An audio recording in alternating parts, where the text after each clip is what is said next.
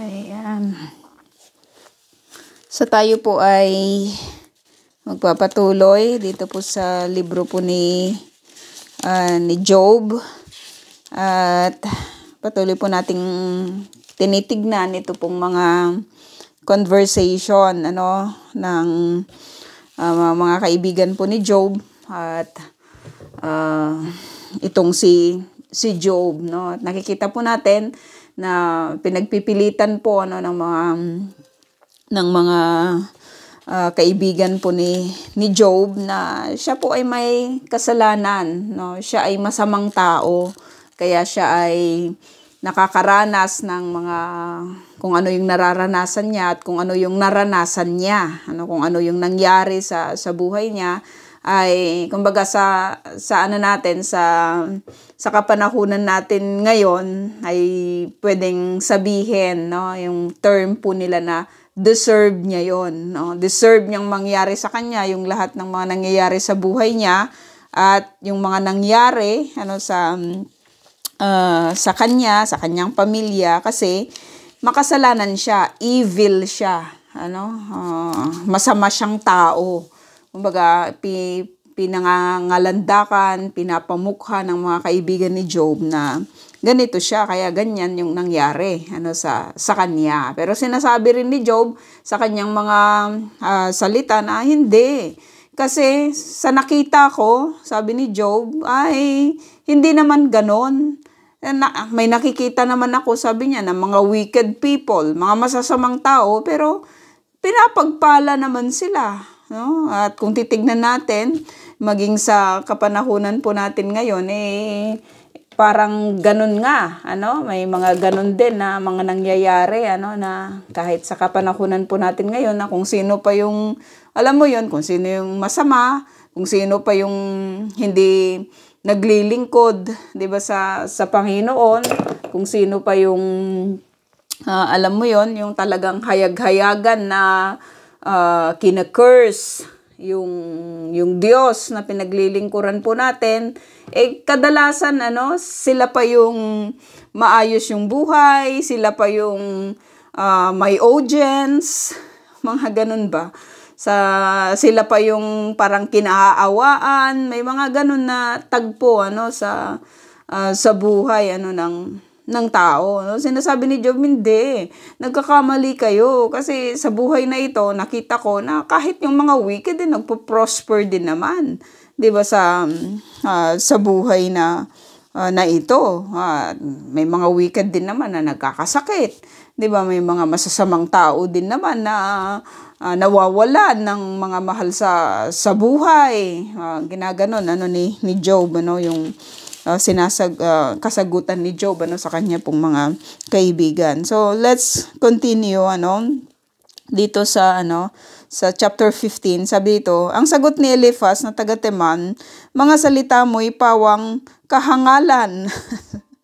Ang sinasabi mo ay parang hangin lang, no? At saka nakatagpo ng mga ganitong mga klase ng mga kaibigan, 'di ba? Yung alam mo yun, very painful na nga sa iyo yung mga nangyari, sa buhay mo, at ngayon ay nagdadanas ka pa ng napakatinding pagsubok dahil mismong yung katawan ni Job ay talagang tad si Lola ay hindi mapakali. Ayun, tad 'di ba ng sugat, yung kanyang mga katawan, itong aking ayun. Ang sinasabi mo ay salita ng isang hangal. Di ka maililigtas ng salitang walang saysay. Grabe. Kung ikaw ang masusunod, wala nang matatakot sa Diyos. Ang nais mong hadlangan, ang sa kanya'y dumudulog. Kasamaan mo'y nahahalata sa iyong mga salita. Hindi, Job, sabi ng kaibigan niya, alam mo yun, masama ka. Dahil sa iyong mga binabanggit, ay masama ka. Grabe naman itong si Eliphaz. Nais mo pang magtago sa mga salitang may daya. Ano kayang ginagawa niya? Di siya mapakali buong maghapon. Kaya nga, sabi ito, ang humahatol sa'yo ay hindi ako. Salita mong binibigkas ang humatol sa'yo. Oh, tignan natin, no? Kung gaano po nila sinasabi po dito kay Job na in short, kasalanan mo lahat nang nangyari sa buhay mo. Mag-return ka na kasi kay God, 'di ba? Mag-confess ka ng mga kasalanan mo. Kasi yung nangyari sa iyo, deserve mo.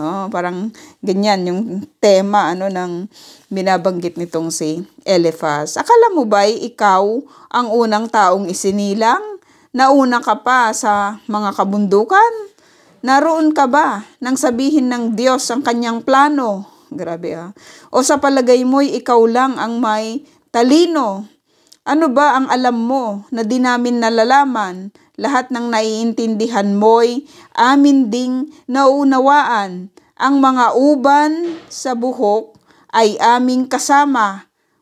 Mga uban sa buhok. Ang mga uban sa buhok ay aming kasama, mga taong matatanda pa sa iyong ama. Sino ka para magsasabi sa amin, Job, na mali kami? Diba? Kasi kung titignan natin, mas matalino kami sa'yo, mas may karanasan kami sa'yo, diba? Karanasan ang pinag-uusapan dito. Diba? May mga ganun, no? Minsan, ipinangangalandakan, kung ano po yung kanilang nalalaman at kung ano yung kanilang mga karanasan, sa buhay, no? Sabi dito, inaaliw ka ng Diyos, ngunit ayaw mong pansinin. Grabe, Alam mo, talagang inaabot ka ng Diyos Pero, ikaw ang umaayaw sa Diyos, no? Hindi mo to pinapansin. Ang banayad naming payo, nasa puso ng galing. Kaya namin sinasabi sa iyo ito, Job, na may kasalanan ka talaga. Isa kang wicked, isa kang masamang tao. Kasi sabi niya, alam mo yung mga payo namin na ito, galing ito sa aming puso because we care. 'Di ba? Kinikare ka namin, minamahal ka namin. 'Di ba? Parang hindi naman yata, Sabi, bakit nagmamatigas ka pa? Ipinipilit ang sarili. Mga matay nanlilisik kapag tinitignan kami. Siguro, sabi ni Job, punong-puno pa ng sugat, 'di ba, yung kanyang katawan. Siguro habang nagsasalita itong kanyang mga kaibigan. Siyempre kapag hindi ka naman nag-agree talaga, 'di ba? So parang siguro kumukunot yung kanyang noo na hindi talaga siya nag-agree dito sa mga sinasabi ng kanyang mga kaibigan at ang tingin sa kanya, 'di ba, ng mga tao po na ito na nagsasabi sa kanya, 'di ba, na may kasalanan siya, nanlilisik, 'di ba, yung kanyang mga mata. Matatawa itong si Job, 'di ba, na alam mo yun, sige, tama na kayo, 'di ba, yung mga ganun.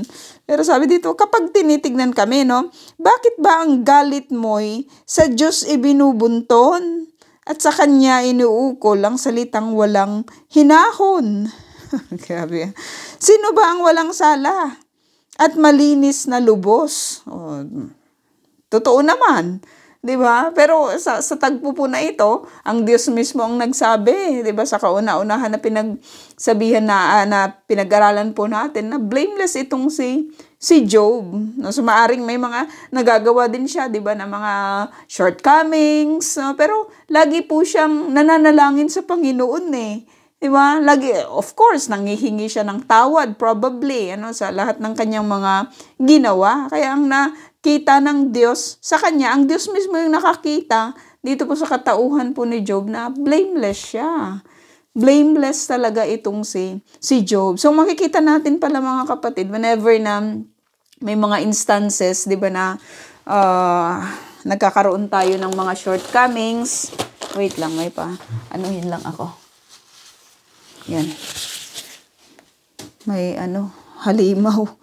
May mga shortcomings, yung mga mararamdaman mo naman yun kapag hindi right, 'di ba, yung life mo, 'di ba, kapag hindi ka right, 'di ba, sa Panginoon, mararamdaman mo yun at yung immediate na pag-aas ng forgiveness or pagre-repent, 'di ba, sa Panginoon is necessary, no? Ganun po yung ginagawa nitong si Job, kasi totoo naman na walang tao, no? Sino ba ang walang sala? Lahat naman. Ang kaibahan lamang dun sa iba na mga gumagawa ng mga pagsalansang at kasalanan, 'di ba, sa Panginoon, hindi kagad sila nagre-repent. Saka lang sila nagre-repent kapag may mga instances na sa buhay nila na hindi na favorable sa gusto nila, or hindi na ito favorable sa kanila. At doon nila sinasabi, tawarin mo ako, Lord, kasi ang dami-dami ko ng masalanan. Pero dito kay Job, makikita po natin na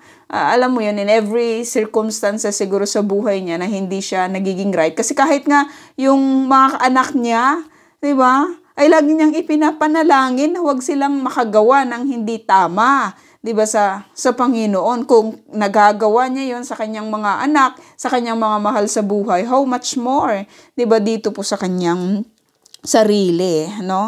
Sino bang isinilang na matuwid? Sabi dito sa harap ng Diyos. So puro mga tanong ito, no? Sabi dito, kung doon sa mga anghel, tiwala ng Diyos ay di lubusan, kahit silang nasa langit ay mayroon ding pagkukulang.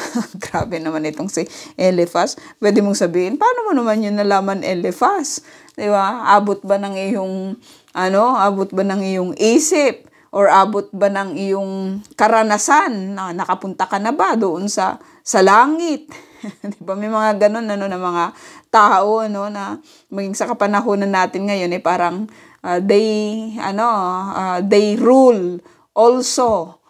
Hindi lang dito sa lupa, kundi maging doon sa place, 'di ba, ng God sa kalangitan, no? Pinangunahan na kaagad, no, ni Eliphaz itong kaharian sa kalangitan. Gaano pa kaya ang taong nasanay sa kasamaan, laging uhaw sa masama at hindi tama, no? Alam mo, Job, sabi niya, 'di ba, nasanay ka na talaga sa kasamaan. No, hindi ka nakikinig sa amin. No, yung sinasabi namin sa iyo, sinasagot mo, 'di ba, nang hindi tama. Sinasagot mo nang walang saysay yung aming mga sinasabi sa iyo, no? Makinig ka, sabi dito sa verse 17, at sa iyo'y aking sasabihin, no? Ang lahat ng nakita ko at naaabot ng paningin. Mga matatalino ang sa akin ay nagturo. Matatalino yung mga nagturo sa akin, no? Mga katotohanang inilahad ng kanilang mga ninuno. Yung mga truth na kahit doon sa mga ninuno nila, ay mga naranasan na nila ito. At ito yung itinuro nila sa akin. Ang lupain ay sa kanila lamang ibinigay, at walang dayuhan na sa kanila'y nakipanirahan, no? Kumbaga talagang walang anong tawag doon? Yung lahat ng mga na-experience nila, yung lahat ng mga itinuro nila, walang walang contribution ang mga dayuhan. Talagang purong-puro lang sila. 'Di ba? Purong-puro yung kasi minsan kapag may mga dayuhan, 'di ba, iba yung kanilang mga upbringing. Pero dito sa binabanggit po ni Eliphaz, puro yung puro yung mga namin, no, yung sa lupain, yung tinitirhan, puro yun parang hindi naman totoo, 'di ba? Ang lupain sa kanila'y lamang ibinigay, at walang dayuhan na sa kanila'y nakipanirahan, no? Ang katotohanan, sabi itong inilalahad, 'di ba, ng mga matatalino na nagturo din sa kanya. Ang taong mapang-api, ito yung kanilang mga binabanggit, no? Ang taong mapang-api ay puno ng kasamaan. Ang taong mapang-api ay puno ng kasamaan. Totoo naman, hindi ka naman mang-aapi. 'Di ba? Kapag mabuti yung puso mo, hindi ka naman magmumura. 'Di ba? Kung may kabutihan kasi what the mouth speaketh, 'di ba? Galing yun sa kaibuturan ng puso Nakikita yun lumalabas yun 'Di ba? Hindi yun po pwedeng itago, no? Lalo na kapag ito ay patungkol sa kasamaan ng taong mapang-api at puno ng kasamaan. Laging nasa ligalig habang siya'y nabubuhay.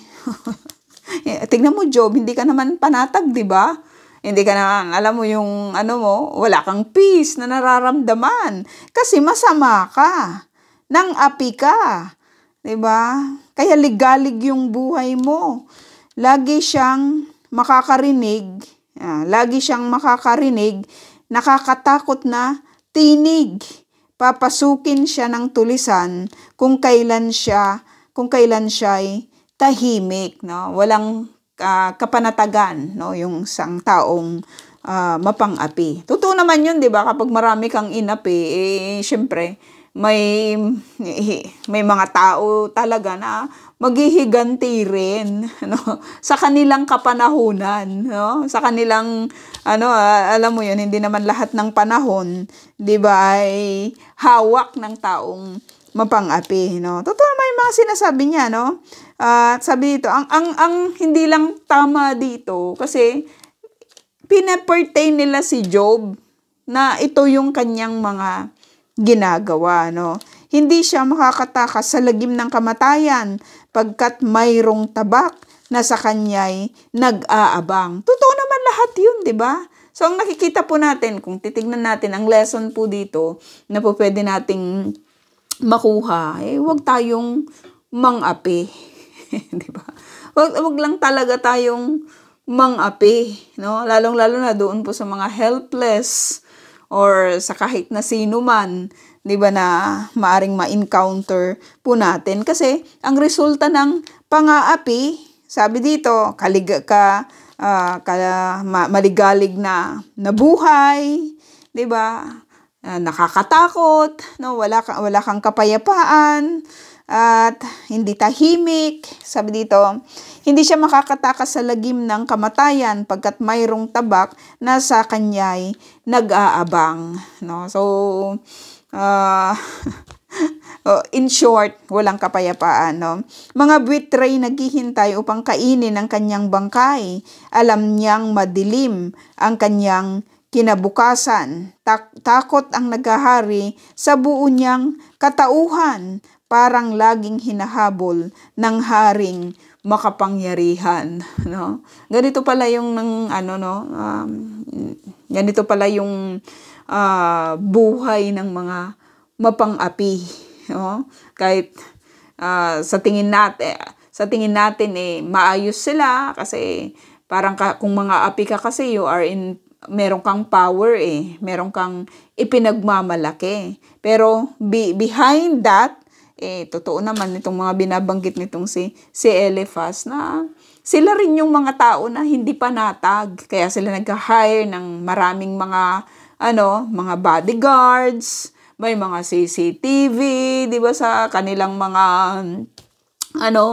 sa paligid ng kanilang mga tahanan, no? Grabing security, 'di ba, yung kanilang ginagawa. At naalala ko, 'di ba, yung mga leaders ng mga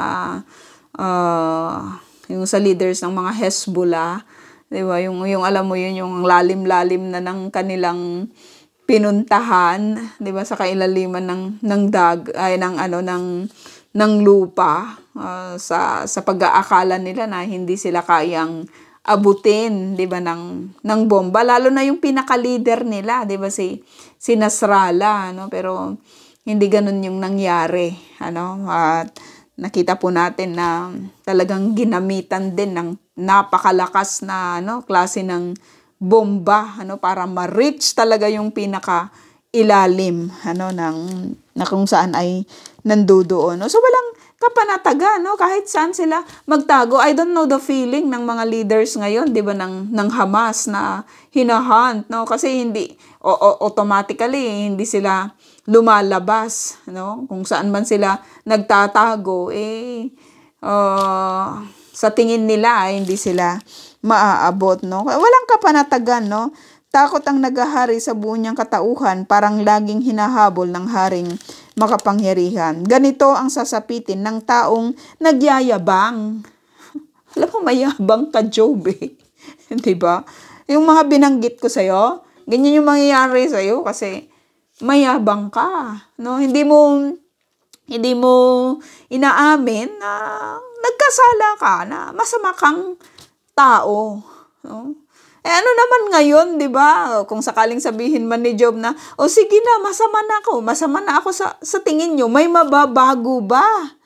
'Di ba? May mababago ba sa kung anong sitwasyon, 'di o may babalik ba yung lahat ng mga nawala sa kanya o mapapagaling ba siya? 'Di ba? Or kung binabanggit ng kanyang mga kapatid, alam mo kung mamatay ka, deserve mo 'yun kasi masama ka. Kung hindi ka man gumaling sa yung mga sa sakit mo ngayon, 'di ba? Kasi sabi ni Job, 'di ba, mamamatay na ako. Deserve mo 'yan kasi masama ka. 'Di ba? Ang hirap naman ng ganon. At sabi dito, ganitong sasapitin ng taong nagyayabang at nang humahamon sa Diyos na makapangyarihan, no? Ipinagmamalaki pa ang ginagawang pagsuway at ang palagi niyang hawak ay kanyang kalasag at ang hangad ay habulin at labanan ang may kapal. Grabe, ano? Sabi dito, siya ay nanakop ng maraming bayan, mga bahay na nilisan ay kanyang kinamkam. Ngunit mga iyon ay mawawasak pagdating ng digmaan. Ang kayamanan niya ay hindi magtatagal, maging ang buhay niya ay madali ring papanaw, no? So, masasakit yung mga salita po nila, no? Kung sa panig po ni Job, ito yung mga kahangalan lang din talaga. Kasi kilala naman niya yung kanyang sarili Pero ito yung mga binabanggit, no? At winiwika sa kanya. Sa gitna ng dilib siya ay makukubkob, siya ay matutulad sa punong kahoy na nasunog, na ang bulaklak ay tinatangay ng hangin. Dahil, sabi dito, nagtiwala siya sa kahangalan din ang kanyang kabayaran. No? Bakit mo binabanggit ito, Eliphaz? Diba dito kay Job? Kasi nga, nakita po natin yung mga conversation po nila, binabanggit po nitong si Job na, alam mo yung mga sinasabi nyo, hindi yan tama. Pero pinangangalandakan din kasi nitong si Eliphaz, diba na, kung hindi tama yung aming sinasabi, kung hindi tama yung aming pananaw, tignan mo kami, Job. Maayos yung buhay namin, diba? Wala kaming mga sakit, maayos kami. Ikaw, diba?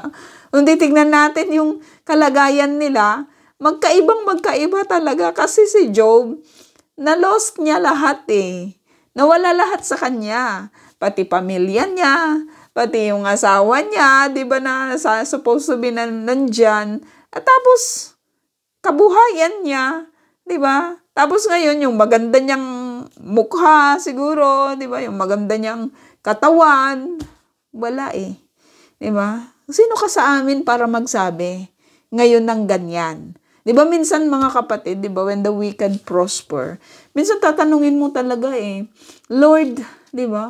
Ako na naglilingkod, bakit ganito lang, hirap na hirap. Tapos, yung taong lantaran yung kasamaan bakit ganon ang rangya-rangya ng buhay? Ilan yung bahay niya, ilan yung kotse niya, ilan yung servants niya, di ba? Grabing grabing pagkakaiba. So parang sinasabi nitong si Eliphaz, di ba na, tignan mo kami. Tignan mo yung buhay namin at tignan mo yung buhay mo. Di ba? Kung sino sa atin ang nagsasabi ng totoo, no? Sabi dito, maaga niyang tatanggapin na ang kanyang kabayaran tulad ng sangang nalanta, di na muling mananariwa. Makakatulad niya'y ubas na kahit hilaw na bungay, nalalagas at tulad ng ulibo na ang mga bulaklak ay nalalaglag. Kahit anong sabihin mo, Job, walang kwenta 'di ba? Kasi yung sinasabi mo, 'di ba, walang effect dahil, 'di ba? Tignan mo yung kalagayan mo, no? Walang power yung iyong sinasabi. Walang matitira sa lahi ng masama. 'Di ba? May natira ba sa'yo, Job? Wala, 'di ba?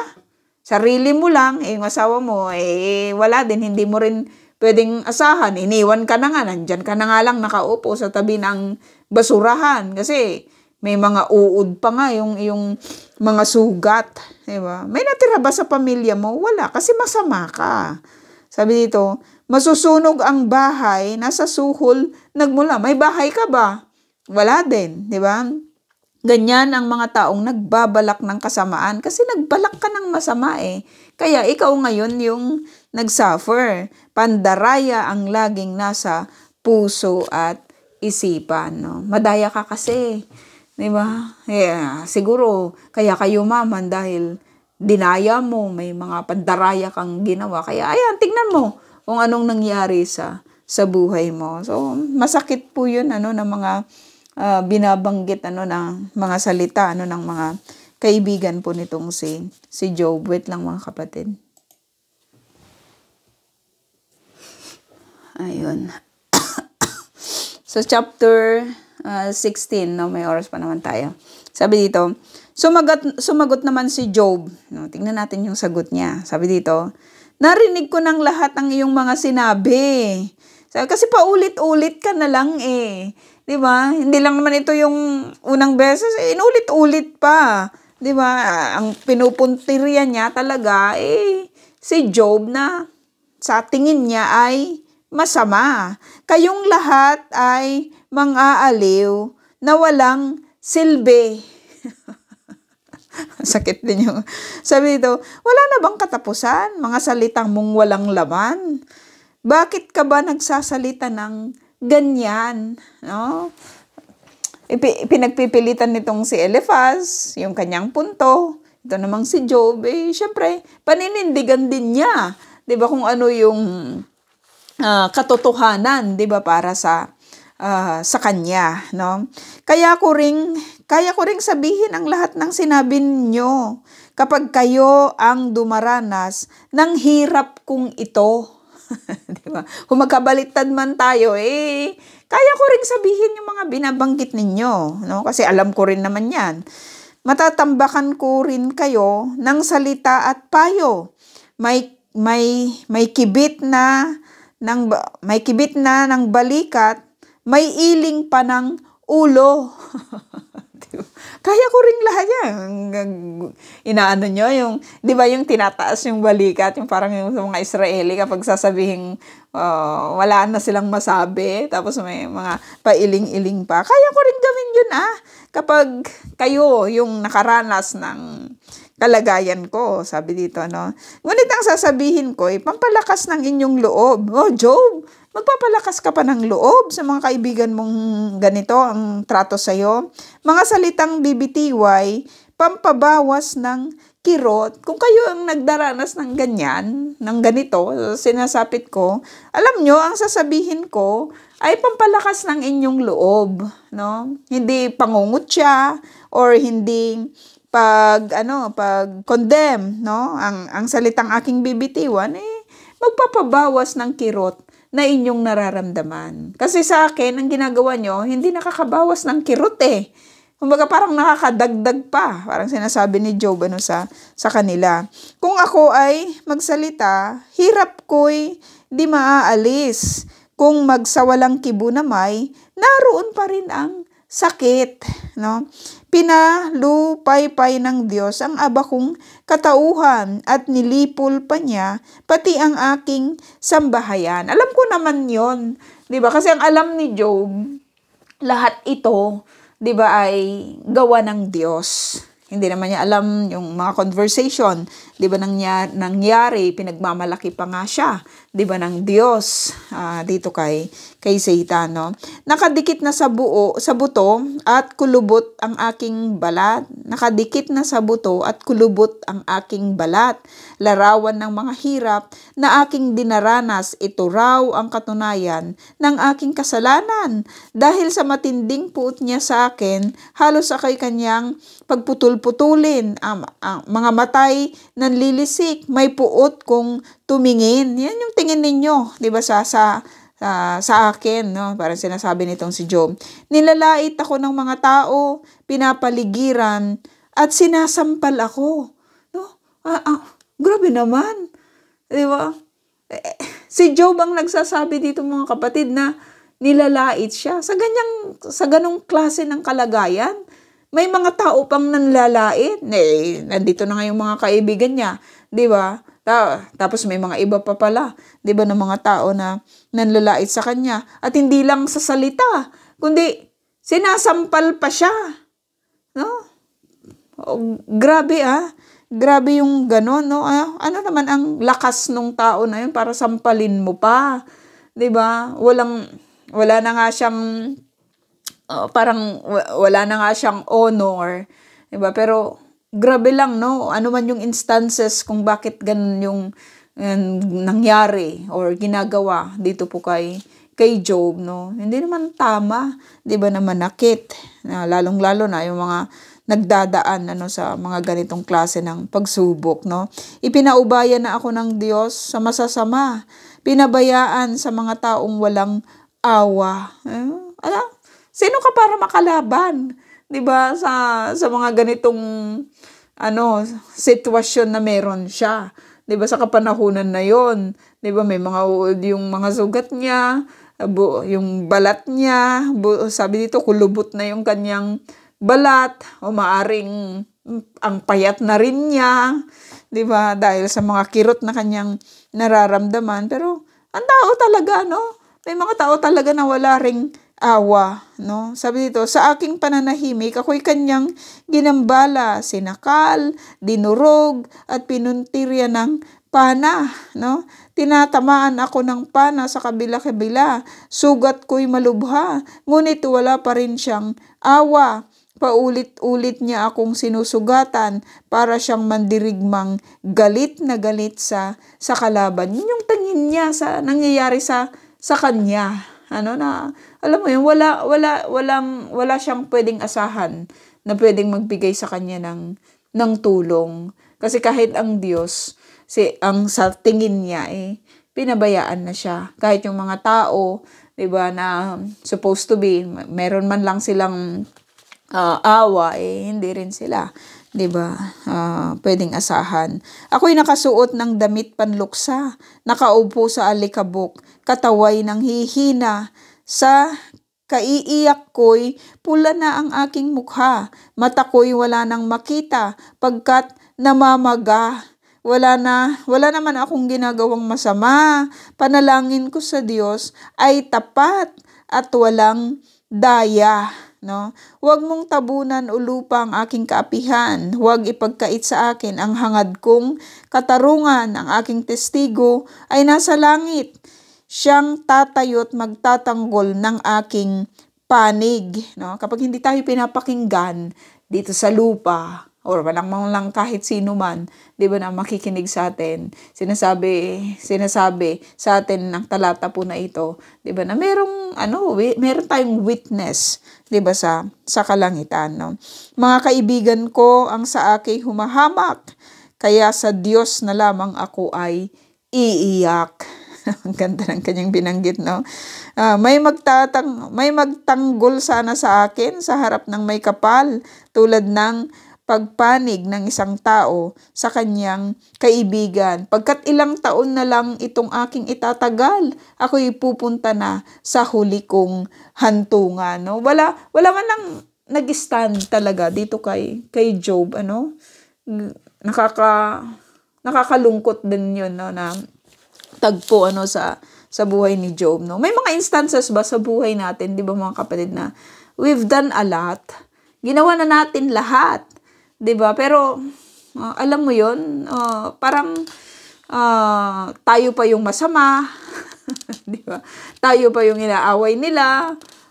May mga ganun ba na instances din sa buhay natin. So yun po mga kapatid yung ating lesson, at maaring yun po yung ating katanungan, 'di ba, sa gabi po na ito. Wala po si Inay Nympha. Bakit kaya wala si Inay? So, sino po yung pwedeng mag-facilitate po sa atin?